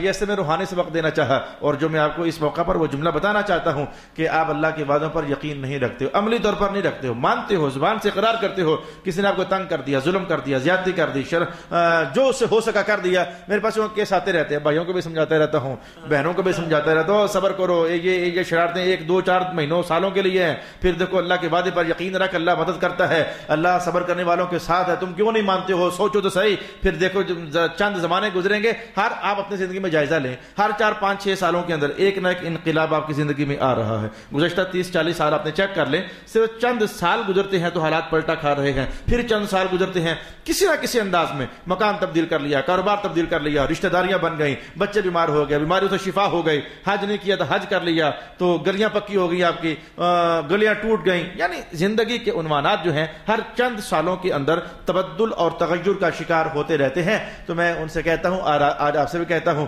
آپ کو کوئی گالی نکال کر جائے کہاں, ایسی تیسی نہ اس کی پھیر دو آپ لوگ. کوئی آپ پر ظلم کر کے جائے کہاں, بدلہ لینے کے لیے تن جاتے ہو اور جواب دینے کے لیے تیار ہو جاتے ہو. آپ کا یقین ہی نہیں ہے اس بات پر کہ ہم صبر کریں, اللہ تعالیٰ حساب لینا خوب جانتا ہے. اگر یقین ہوتا عملی طور پر اللہ کے وعدے کے برحق جانا ہوتا تو آپ پھر بابا بلے شاہ صاحب کی طرح بولتے, پھر آپ بلے شاہی مسلک بناتے. بلے تینو کافر آکھن تو آہو آہو آکھ, او تینو کافر آکھن تو آہو آہو آکھ. لیکن آپ کا یقین مستحکم نہیں ہے, قول ہے, ذہن میں سوچ ہے, فکر ہے کہ اللہ کا وعدہ برحق ہے, لیکن عمل میں آ کر کے آپ نادانی کر جاتے ہو. واپس پلٹیے. یہ اہل اللہ فرماتے ہیں کہ کسی کی گردن بھی اتنی موٹی نہیں ہے کہ اللہ کے ہاتھ میں نہ آ سکے. کچھ صبر کرنا سیکھ لو, کچھ برداشت کرنا سیکھ لو, اللہ کے وعدے پر عملاً بھی یقین محکم رکھنا جان لو. رب کائنات نے یہی تو کہا ہے, وَلَكِنَّ أَكْثَرَهُمْ لَا يَعْلَمُونَ. اللہ کا وعدہ برحق ہے لیکن اکثر لوگ اس پر اس کا علم نہیں رکھتے. یہ علم اگر بمعنی یقین ہو تو اس کا یقین نہیں رکھتے. اچھا, کچھ تیزی کے ساتھ میں نے مضامین آپ کی خدمت میں بیان کیے ہیں, ہم آگے بڑھ جانا چاہیں گے. وَلَمَّا بَلَغَ أَشُدَّهُ, نظام چلتا رہا، جناب موسیٰ علیہ الصلوۃ والسلام پلتے رہے، پرورش ہوتی رہی، تو وہ واقعہ بھی گزر گیا، داڑھی نوچنے والا وہ واقعہ بھی گزر گیا۔ کرتے کرتے اب یہ ہو گیا کہ جناب موسیٰ علیہ الصلوۃ والسلام جوانی کی دہلیز پر جا پہنچے، اور رب کائنات نے کہا جب اشد ہو گئے، اشد ہو گئے، یہ اشد ایک عمر کا حصہ ہے جس کی طرف قرآن پاک نے اشارہ کر دیا۔ جب اشد ہو گئے واستوى آتیناہ، تو ہم نے پھر ان کو حکم بھی دے دیا اور علم بھی دے دیا، یعنی حکم دے دیا کہ اعلان نبوت کر دیں، اور علم بھی دے دیا۔ اچھا یہ باتیں تو آگے بڑھیں گی، لیکن میں اس پر جناب ابن عباس کی ایک روایت پیش کرنا چاہتا ہوں۔ کل میں کسی عالم کے پاس ملنے کے لیے گیا، وہ کہتے تھے کہ میں نے مدرسہ بنایا ہے، آپ ابھی تک آئے نہیں ہیں۔ میں نے کہا میں انشاءاللہ تعالیٰ آ جاتا ہوں یار، اللہ کی محبت میں پہنچ جاتا ہوں۔ چلا گیا تو میں گیا تو مجھے کوئی اپنی بیماری کہنے لگے میرے ساتھ یہ ماجرا ہو گیا ہے، کوئی بیماری انہوں نے کہی۔ میں نے کہا عمر، کہنے لگے جی 43۔ میں نے کہا پھر اس میں شکوے والی کون سی بات ہے؟ اور عمر 43 ہے، کوئی بیماری آئی ہوئی ہے تو اس میں شکوے والی کون سی بات ہے؟ جناب ابن عباس کی روایت نہیں پڑھی ہے تو جناب ابن عباس کیا فرماتے ہیں کہ 20 سال تک ایسا ہوتا ہے کہ بندے کے وجود میں دو چیزیں نشو و نما پا رہی ہوتی ہیں، اس کا جسم بھی بڑھ رہا ہوتا ہے اور اس کی طاقت بھی بڑھ رہی ہوتی ہے۔ جب 20 سال پورے ہو جاتے ہیں تو پھر اس کا جسم بڑھنا تو رک جاتا ہے، لیکن ان سائڈ اس کی توانائیاں بڑھتی رہتی ہیں، اور 40 سال تک جسم بڑھنا رکا رہتا ہے، لیکن اندر ہی اندر توانائیاں بندے کی بڑھتی رہتی ہیں۔ 40 سال تک توانائیاں جو ہوتی ہیں وہ بھی برقرار رہتی ہیں اور مزید توانائیاں بڑھتی ہیں، جسم نہیں بڑھتا، جسم کا بڑھنا 20 سال بعد رک جاتا ہے۔ قاعدہ کلیہ یعنی اکثر ایسا ہی ہے۔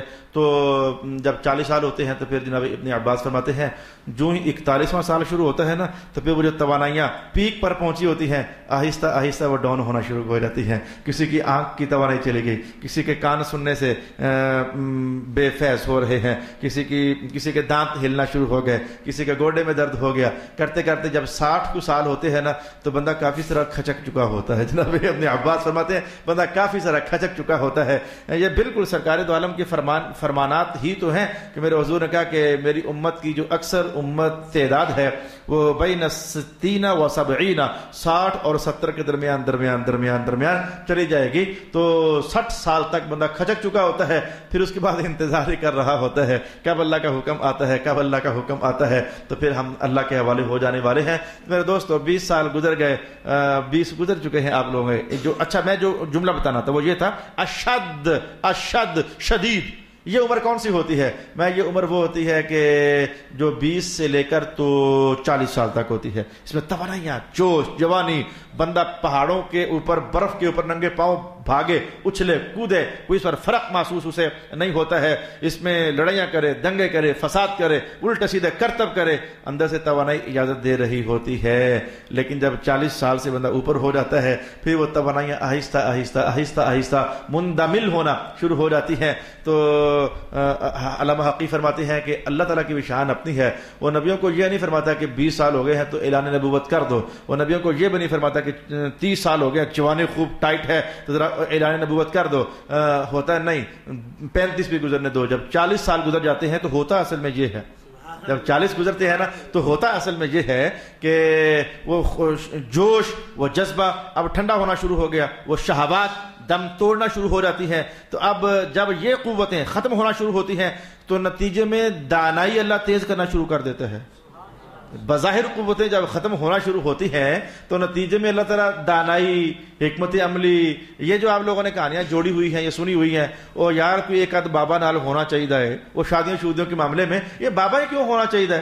وہ بابے کا ماجرا اصل میں سمجھے نا کہ وہ 40 سال کے بعد وہ شہوانی اور غضبانی قوتیں ٹھنڈی ہو رہی ہیں، کوئی اور قوت ہے جو انکریز ہو رہی ہے، اور بندہ جو ہے وہ حکمت، دانائی، اس کا شعور مزید مستحکم ہوتا چلا جاتا ہے۔ تو جب شعور کمال درجے میں مستحکم ہو جاتا ہے پھر اعلان ہوتا ہے کہ ایسا کریں، اب آپ اعلان نبوت فرما ہی دیں۔ میں سب کا تو نہیں کہتا، لیکن بعض اولیاء کبار ایسے ہیں جو اپنے خلفاء کو خلافت بھی 40 سال میں دیتے ہیں۔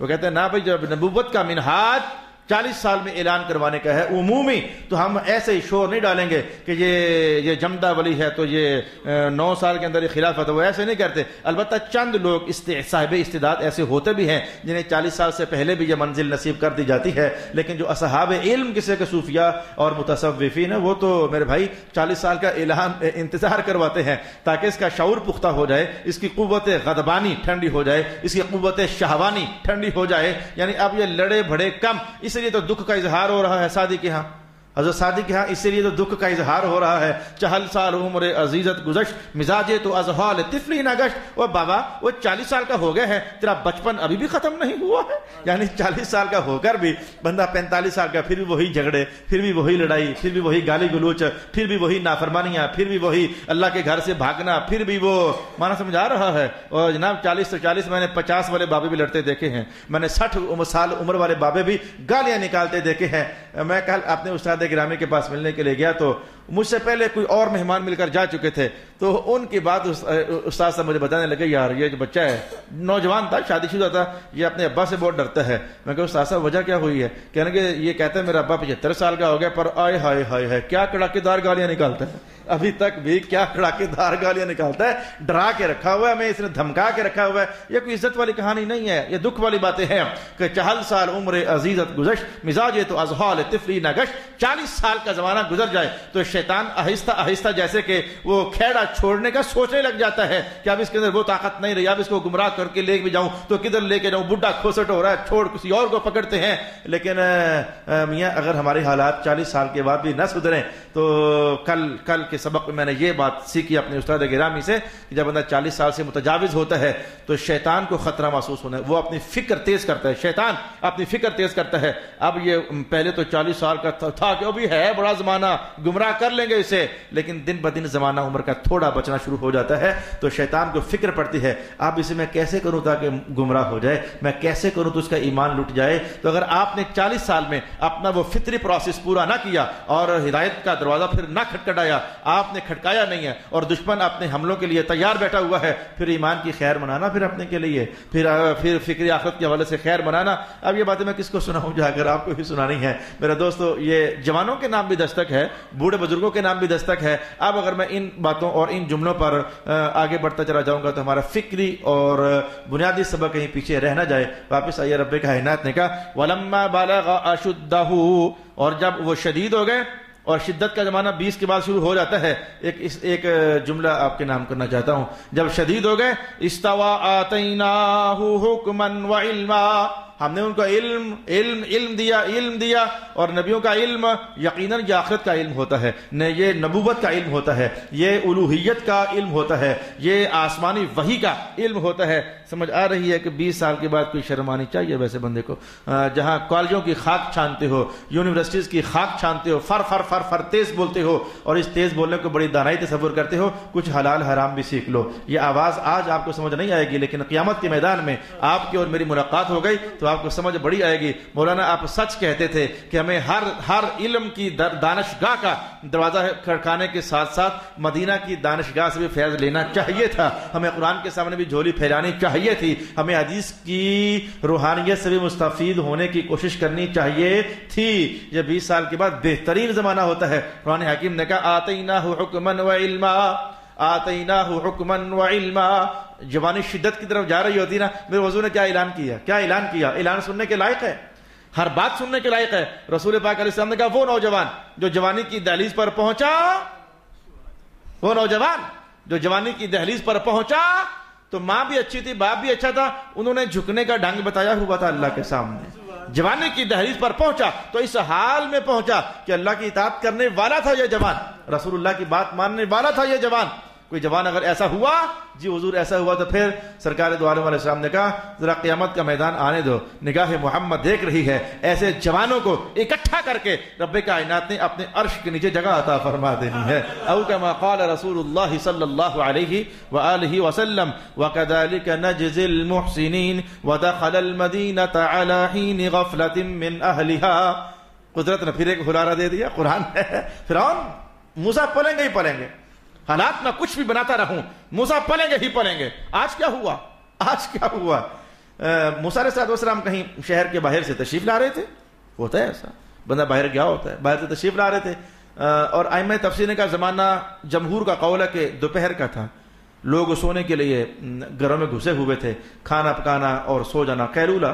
تو بعض ائمہ تفسیر نے کہا کہ شام کا وقت تھا, لیکن جمہور اور اکثر علماء کی رائے یہی ہے کہ جناب موسیٰ تشریف لائے اور زمانہ تھا حین غفلۃ من اہلھا, شہر والے غافل تھے, کھانے پینے میں گھسے ہوئے تھے گھروں میں آرام کرنے کے لیے. وہ یار بھی حرمین چلے جاؤ, پاکستان میں تو رواج نہیں ہے, پاکستان میں تو غربت کا حال یہ ہے کہ 18 گھنٹے کام کرو تو جا کر کچن چلتا ہے, 24 گھنٹوں میں سے 20 گھنٹے کام کرو تو کچن چلتا ہے. لیکن حرمین میں آج بھی چلے جاؤ آپ, دوپہر کے 2-3 گھنٹے تقریباً چھٹی کی جاتی ہے, تو آرام کیا جاتا ہے. اور یہ بڑے قدیم زمانوں سے عربوں کا دستور رہا ہے.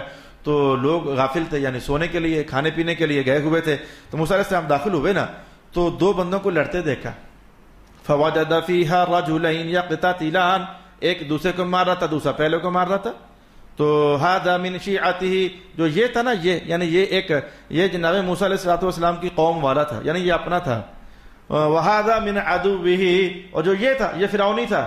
مانا سمجھ آ گیا, ایک جناب موسیٰ کی قوم کا تھا اور دوسرا فرعونی تھا, یعنی ایک اپنا تھا دوسرا دشمن تھا, آپس میں لڑ رہے تھے. فاستغاثہ الذی من شیعتہ, جو جناب موسیٰ کی قوم کا تھا اس نے کہا موسیٰ آ گئے ہیں, تو آواز ماری جناب میری مدد, یہ دیکھو مجھے مار رہا ہے, میری مدد. موسیٰ علیہ السلام چھڑانے کے لیے آگے بڑھ گئے. ذرا آیت دھیان سے سننے والی ہے, ایک بار میں ترجمہ کر دیتا ہوں, پھر اس کے بعد جو پریشانی ہے وہ آپ کو سمجھانے کی کوشش کروں گا.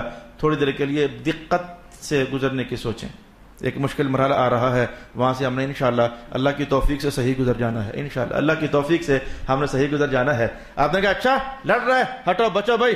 آپ کو پتا ہے کہ بعض اوقات بچاتے بچاتے, یہ جملے آپ میرے ہیں, یہ ترجمہ نہیں ہے قرآن پاک کا, بچاتے بچاتے بعض اوقات بچانے والے کو ہی, ان 2 لڑنے والوں کا کوئی ایک آدھ مکہ ڈنڈا سوٹا پڑ جاتا ہے, بچانے والے کو ہی. اور کبھی ایسا ہوتا ہے کہ بچاتے بچاتے کہیں ہاتھ کو دھکا دیا, تو دھکا تو کرنا پڑتا ہے نا, اس کو دھکا دیا, کچھ اس کو دھکا دیا, اس کے ساتھ چھڑایا, کبھی ہاتھ ذرا زور سے لگ گیا, وہ ہٹا تو بچا تو چھوڑو کیا کر رہے ہو. ہاتھ جب ہلے نا جناب موسیٰ علیہ السلام کے, تو وہ ذرا مکہ سے بن کر ایک کو لگ گیا, وہ جو فرعونی تھا اس کو لگ گیا. اور آپ کو پتا ہے کہ مکہ ہی ہوتا ہے. اب یہ کوئی گولی تھوڑی ہوتی ہے, یہ کوئی تلوار تھوڑی ہوتی ہے, یہ خنجر تھوڑا ہوتا ہے, یا کوئی چھری کا وار تھوڑا ہوتا ہے. مکہ لگنے سے بندے مرتے تھوڑے ہیں, اور مکے لگنے سے بندے مرتے تو میری ساری کلاس فارغ ہو چکی ہوتی.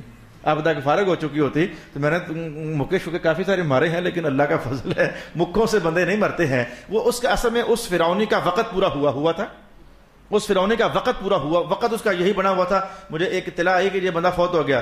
اچھا فوت کیسے ہوا جی؟ یہ کھیتوں میں چل رہا تھا, تو وہ جو پانی دینے کے لیے چھوٹی سی نالی ہوتی ہے کھیتوں میں, ادھر تو ہمارے پنجاب میں تو ہوتی ہے, ہم اسے کھالا یا کھالی کہتے ہیں.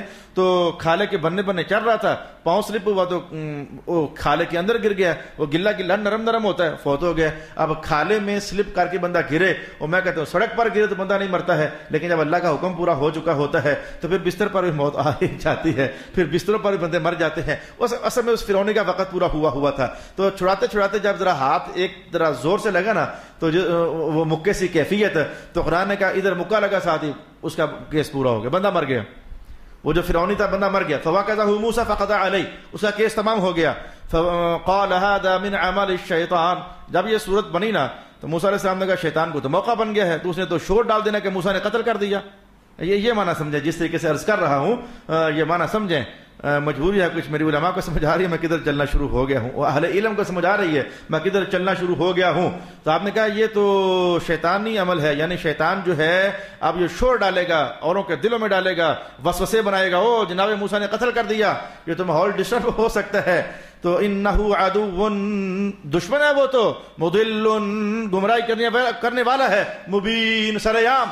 تو یہ تو شیطانی عمل ہے. ساتھ ہی آپ نے کہہ دیا رب انی ظلمت نفسی, اے اللہ مجھے تو معاف کر, یہ جو ہو گیا مجھے معاف کر. عاجزی, اظہار, بولا تجھے پتا کہ یہ جرم میں نے نہیں کیا لیکن تو مجھے معاف کر, یعنی اس کے حملوں سے بچا. فاغفر لی, بخشش دے دے. فغفر لہ, رب کائنات نے چلو ٹھیک ہے کوئی بات نہیں, فغفر لہ, قرآن نے کہا معاف کر دیا. انہ هو الغفور الرحیم, وہ بہت بخشنے والا مہربان ہے, رحمتیں کرنے والا ہے. سمجھو یار میں پریشان کیوں ہوں, میرا پسینہ نکل رہا ہے, پریشان کیوں ہوں. ہر دور میں آپ کو پتہ ہے کہ نبوت کی عصمت پر حملہ کرنے والے لوگ رہے ہیں, ہر دور میں رہے ہیں. نبیوں کی عظمت کو تسلیم نہیں کرنا, یا کرنا ہے تو اپنی مرضی سے کرنا ہے. تمام عظمتوں کو تسلیم نہیں کرنا. ہر دور میں ایسے لوگ رہے ہیں. تو کچھ لوگوں نے بڑے زمانوں سے لے کر آج تک اور آج سے لے کر آئندہ تک بھی یہ رہیں گے, انہوں نے شور ڈالا ہوا کہ نبی گناہ گار ہوتے ہیں. جناب موسیٰ نے قتل کر دیا تھا, قتل سے بڑھ کر گناہ کیا ہوگا؟ ہم اہل سنت کہتے ہیں نبی گناہ نہیں کرتے, اور اللہ کے فضل سے ہمیں پتہ ہے کہ نہیں کرتے. سبحان اللہ, سبحان اللہ. اے قرآن پاک کہہ رہا قتل کر دیا. ہاں جی, قرآن تفسیر القرآن بالقرآن یہ بھی کوئی عنوان ہوتا ہے, اور تفسیر القرآن بالحدیث یہ بھی کوئی عنوان ہوتا ہے. صحابہ نے بھی کچھ بیان کیا ہوا ہے, یہ بھی کوئی عنوان ہوتا ہے. تم لوگ زیادہ قرآن پڑھنے والے نہیں ہو, جناب علی سے زیادہ قرآن نہیں پڑھتے ہو تم, جناب عثمان ابن عفان سے زیادہ تلاوت نہیں کرتے ہو تم لوگ, خلفائے راشدین سے زیادہ قرآن کو نہیں سمجھتے ہو, جناب عبداللہ ابن مسعود سے زیادہ قرآن نہیں سمجھتے ہو. تو ذرا عقل کو سنبھال کر بیٹھنا چاہیے. معاملہ نبی کی عصمت کا ہے اور نبوت کی عزت کا معاملہ ہے. شور ڈال دینا گناہ ہو گیا, قتل کر دیا ہے, یہ گناہ ہوا ہی نہیں تھا. ابن عساکر کی روایت سنیں, ابن عساکر کی روایت سنیں. وہ ہوا یہ تھا کہ وہ اندر کی کہانی, میں بہت ساری باتوں کو لپیٹ کر جلدی سے عنوان پر پہنچوں تاکہ آپ کو سمجھ آئے. گناہ نہیں ہوا تھا, ایسا ہی ہونا چاہیے تھا. یہ تو گناہ ہوا ہی نہیں تھا, یہ قتل نہیں کیا تھا آپ نے, یہ بلکہ کچھ اور تھا. کیا تھا بتا, ابن عساکر کی روایت سنیں. ابن عساکر کہتے ہیں کہ فرمایا کہ جب موسیٰ علیہ السلام چھڑا رہے تھے نا, تو فرعون نے چیخا, اور جی آپ درمیان میں نہ ڈلیں. کہا کیوں, کیا ہوا؟ کہا اس نے میرے مالک کو غلط کہا ہے, میرے رب کی اس نے میرے رب کے ساتھ بدتمیزی کی ہے. فرعون کے معاملے میں یہ جو ہے نا, یہ اس نے میرے رب کے ساتھ بدتمیزی کی ہے. جب موسیٰ علیہ السلام کو جیسے بجلی کا کوندا لگا, اوے رب, کون سا رب؟ رب تو اللہ ہوتا ہے, تو کس رب کی بات کرتا ہے؟ ایسے جیسے بجلی اندر سے چمکی. کون سا رب؟ کہا فرعون رب. کہا خبردار, اس کو رب کہا تو رب میرا رب ہے, وہ رب ہے, یہ رب نہیں ہے. وہ معاملہ ان کی لڑائی کا سمٹ کر ادھر سے آمنے سامنے ہو گیا. اب یہ ایمان اور کفر کی جنگ ہو گئی تھی. یہ قتل نہیں ہوا تھا, یہ ایمان اور کفر کی جنگ ہو گئی تھی. توحید کے نغمے پر جناب موسیٰ نے کہا رب وہ ہے. کہا رب وہ کہ تیری ایسی تیسی, رب وہ نہیں ہے. تو آپ کے سامنے کوئی بندہ کہے کہ رب کوئی اور ہے, آپ اسے قتل کر دو. شریعت پاک کے اندر وہ قتل معاف ہے. کوئی آپ کے رب کو کوئی بدتمیزی کے ساتھ پیش آئے, وہ قتل معاف ہے. وہ قتل عین رب کائنات کا حکم ہے. کل کے اسباق جو میں جا کر دہرا رہا تھا قبلہ استاد صاحب کے پاس, علامہ نور احمد صاحب بندیالوی, کہنے کہ یار یہ دیکھو کیا ماجرا ہے. وہ بحث چل رہی تھی کہ نماز کے اندر جو ہے نا توجہ نہ ہٹانی چاہیے. کسی مقصد کے لیے جا رہا ہوں, نماز کے اندر توجہ نہ ہٹاؤ, اللہ سخت ناراض ہوتا ہے. اللہ توجہ پھیر لیتا ہے کہ ہم نے بندے پر توجہ لگائی تھی اور دیکھو توجہ ادھر لے کر جا رہا ہے. تو یہاں سے بات آگے بڑھ گئی. اے دیکھو نا یار, ایک ہے کافر, ایک ہے مرتد کافر. تو جو سمپل کافر ہے وہ ذمہ بن کر ہمارے ملک میں رہ سکتا ہے, لیکن جو مرتد کافر ہے اس کو 3 دن کی مہلت, اس کے بعد مار دیا جائے. اب یہ رہنے کے قابل نہیں رہا, متوجہ ہو کر توجہ ہٹائی ہے اس نے. تو میں نے کہا کہ مرتد کافر ہے, کہتا ہے اسلام چھوڑ رہا ہوں, میں اس کو قتل کر دو 3 دن کے اندر اندر. تو جو مرتد کافر ہوتے ہیں ان کے جو قتل ہوتے ہیں وہ درجے میں معاف ہوتے ہیں. یہ میں نے ایک اور باب کا آپ کو حوالہ دینا چاہا ہے. تو ابن عساکر کہتے ہیں کہ ماجرا یہ نہیں تھا کہ جناب موسیٰ نے ظلماً اسے مار دیا تھا. ماجرا یہ ہوا تھا کہ اصل میں رہے ویسے آپ چھڑا تھے, لیکن جب اس نے یہ بدتمیزی کی نا کہ رب وہ ہے, کہا رب تو وہ ہے, کہا نہیں وہ رب ہے. معاملہ تو میں تک پہنچا, کہا پھر تیری ایسی تیسی ایک لگائی نا اور کافر کو واصل با جہنم کر دیا. یہ تو کہ نبی کے جہاد کا منصب ہوتا ہے. یہ ایک طریقے سے تحقیق یوں پیش کی گئی ہے. اب سرکار دو عالم علیہ السلام نے جن کافروں کو قتل کروایا, بدر کے موقع پر 70 مروا دیے, کیا یہ گناہ تھا؟ یہ تو عین حکم خداوند کریم تھا, جہاد تھا. یہ تو عین حکم خداوند کریم تھا, جہاد تھا. اب یہ تھوڑا کہ نبی نے قتل کروا دیے, بھائی وہ اللہ کے حکم سے کروا دیے, اور یہاں معاملہ کچھ وہی ایسے تھا. اور یار یہ تو ادھر ہے. میں کہتا ہوں کہ ایک بار جناب ابو بکر کے ساتھ ایک ماجرا پیش آ گیا. جناب ابو بکر کے ساتھ یہ جو آیت ہے یہ والی, لقد سمع اللہ قول الذین قالوا ان اللہ فقیر. یہ بات سمجھ کر جانا یار, میں نہیں چاہتا کہ کچھ ادھورا سمجھ کر جاؤ, مسئلہ ذرا اہم ہے. اللہ نے سن لیا ان لوگوں کی بات جو کہتے ہیں اللہ غریب ہے, فقیر ہے, ان لوگوں کی بات اللہ نے سنی ہے. اس کے پیچھے کیا ہوا تھا, یہ آیت کدھر اتری تھی؟ ماجرا یہ ہوا کہ رسول پاک علیہ السلام نے ایک خط دیا تھا جناب ابو بکر کو, یہودیوں کو جا کر سنائیں. اس میں باتیں کیا لکھی ہوئی تھیں؟ باتیں یہ لکھی ہوئی تھی کہ کہو اللہ ایک ہے, میں محمد اللہ کے رسول ہوں, نماز پڑھو, زکوٰۃ دو, اللہ کو قرض حسنہ دو, اللہ تمہیں زیادہ کر کے واپس کرے گا.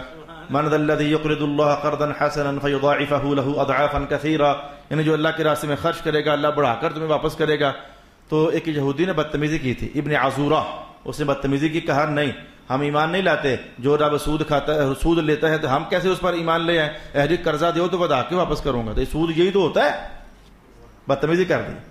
سود یہی تو ہوتا ہے, بدتمیزی کر دی اس نے. جناب ابو بکر کو لگ آگ نہ کہی کہ میرے رب کو یہ کہا جائے. وہ مسلمان صحیح مسلمان تھے, ہم تو ایسے صحیح مسلمان نہیں ہے نا. بس میں اتنا کہتا ہوں, ہم تو کوئی محراب کے تقدس کے خلاف لفظ نہ نکل جائے, ہم اچھے مسلمان نہیں ہیں. انہوں نے پیچھے ہٹ کرنا ایک زناٹے دار کھینچ کر تھپڑ لگایا ابن عزورہ کو, تو بےزتی ہو گئی. وہ مولوی تھا ان کا, یہودیوں کا مولوی تھا. بےزتی ہو گئی. کہا استعدل محمد, میں محمد کے پاس جاتا ہوں عدل لینے کے لیے. چلا گیا, جا کر کہا کہ اللہ طمانی ابو بکر یا محمد, آپ کے صاحب نے مجھے تھپڑ مارا ہے. حضور نے بلا لیا. مارا ہے؟ جی حضور مارا ہے. کیوں مارا ہے؟ کہا حضور اس نے اللہ کی نافرمانی کی تھی, اللہ کی گستاخی کی تھی, اس لیے مارا ہے. تو کہتا میں نے تو کی نہیں, جھوٹ بولتا ہے کیسے. کہتا میں نے نہیں کی ہے, ایسے ہی میں نے کوئی نہیں کیا, ایسے مارا اس نے. رب کائنات کا محبوب جھوٹ بول رہا ہے. اصا آپ سنے ایسے نہیں آخیا, ہم نے خود سنا. لقد سمع اللہ قول الذین قالوا ان اللہ فقیر. اس نے دوسری بکواس یہ تھی اللہ فقیر ہے, زکاتیں مانگتا ہے, زکاتیں مانگتا ہے. ایک اس نے گستاخی یہ کی تھی. رب کائنات کا ہم نے خود سنا ہے, مولا کائنات نے جناب ابو بکر کی فیور کی, ہمارے خلاف بولنے والوں کو تھپڑ لگایا. کوئی نہیں ابو بکر اے مکر بھی جاوے تو کوئی بات نہیں, ہم گواہی دیتے ہیں. آپ نے ایسا کیا؟ تو یاد رکھنا چاہیے کہ الوہی محبت کے بھی تقاضے کچھ ہوتے ہیں, اگر نبوت کی محبت کے تقاضے کچھ ہوتے ہیں. ممتاز حسین قادری قتل کر دے کیوں گستاخی کی تھی, تو ذرا اس کو ذرا اوپر بھی تو لے جاؤ نا. اگر کوئی اللہ کی گستاخی کرتا ہے تو معاملہ وہاں بھی جان سے ہاتھ دھونے والا بن جائے تو یہ کوئی غلط کام نہیں ہوتا ہے. میں نے کہا اچھا, میں نے 2-3-4 حوالے سمیٹ کر ایک تحقیق آپ کے سامنے یہ کہنا چاہیے کہ جناب موسیٰ علیہ السلام نے جو قتل کیا تھا یہ گناہ نہیں تھا, یہ جرم نہیں تھا, بلکہ جب اس کی زبان سے بدتمیزی سنی آپ نے کہا پھر یہ اب زندہ بچنے کے قابل نہیں ہے, اس کو اڑا دیا. اور دوسرا جملہ, دوسری تحقیق یہ بھی پیش کی گئی ہے, دوسری تحقیق یہ بھی پیش کی گئی ہے کہ مکہ مارنے سے بندے مرتے نہیں ہیں, مکے مارنے سے بندے مرتے نہیں ہیں. تو ہوا یہ تھا کہ یہ 2 ٹائم آپس میں میچ کر گئے تھے. ادھر سے جس لحظے میں مکہ لگا جناب اسرائیل بھی پہنچے ہوئے تھے, تو حکم یہ تھا کہ بس مکہ لگنے کے فوراً بعد یہ کیس ہونا چاہیے. حالانکہ جناب اسرائیل اگر حکم ہوتا تو مکے سے 1 سیکنڈ پہلے روح کھینچ لیتے, لیکن اللہ پاک ہے نا ایک بار پھر ماحول میں ہلچل بنائی. اے بندہ ہے جی, بندہ ہے جی, ایک بار پھر ماحول میں ہلچل بنائی, بندہ مروا دیا. اور اگلی کہانی بھی سن لو, اگلی اللہ تعالیٰ کی شان, اگلی کہانی بھی سن لو. تو بندے یہ 2 ہی تھے, باقی سارے غائب تھے, گھروں میں گھسے ہوئے تھے. وہ پتہ نہ چل سکا کہ بندہ مر گیا ہے, مارا کس نے ہے. یہ 2 ہی تو تھے, ایک جناب موسیٰ کی قوم کا, ایک دوسرا فرعونی مر گیا. یہ ویسے ہی اپنا تھا. آپ اس نے جا کے بتانا تھوڑا تھا کس نے مارا ہے. وہ رب کائنات نے کہا یہ پتہ چلنا چاہیے, یہ پتہ چلنا چاہیے تھا لوگوں کو کہ مارا کس نے ہے. وہ اگلا دن ہوا تو جناب موسیٰ اللہ کے کرنے سے پھر وہاں سے گزرے, تو پھر وہی بندہ جو کل تک اپنا تھا, وہی بندہ کسی اور سے لڑ رہا ہے. تو پھر آواز ماری, او دیکھو جناب یہ مجھے مار رہا ہے. موسیٰ علیہ السلام نے کہا تو کل بھی لڑ رہا تھا, تو بندہ ٹھیک نہیں ہے, آج میں تیری مدد نہیں کرتا, آج میں صرف چھڑاتا ہوں, آج میں تیری مدد نہیں کرتا. آج جب آگے بڑھے نا, موسیٰ علیہ السلام کے وہ تیور سمجھ گئے کہ آج کل کی طرح کی فیور نہیں ہے. تو موسیٰ علیہ السلام آگے بڑھے چھڑانے کے لیے. تو اس کے دل میں خیال آ گیا آج لگتا ہے کہ موسیٰ غصے میں ہے تو مجھے ماریں گے. اس کے دل میں وسوسہ آ گیا کہ لگتا ہے کہ آج میری خیر نہیں ہے, میں کل بھی لڑتے ہوئے پکڑا گیا اور آج پھر لڑتے ہوئے پکڑا گیا, لگتا ہے کہ میری خیر نہیں ہے. یہ دیکھو قرآن پاک نے کیا کہا, فلما اراد ان يبطش بالذي هو عدو لهما. رب کائنات نے کہا ہٹانا جناب موسیٰ نے دشمن ہی کو تھا, بھائی نہ لڑو بھائی, ہٹانا اسی کو تھا. تو لیکن یہ سوچ بیٹھا کہ اتريد ان تقتلني, گھبرا گیا کہ میں کل بھی لڑتے پکڑا گیا تھا, آج پھر لگتا ہے کہ آج میری خیر نہیں ہے.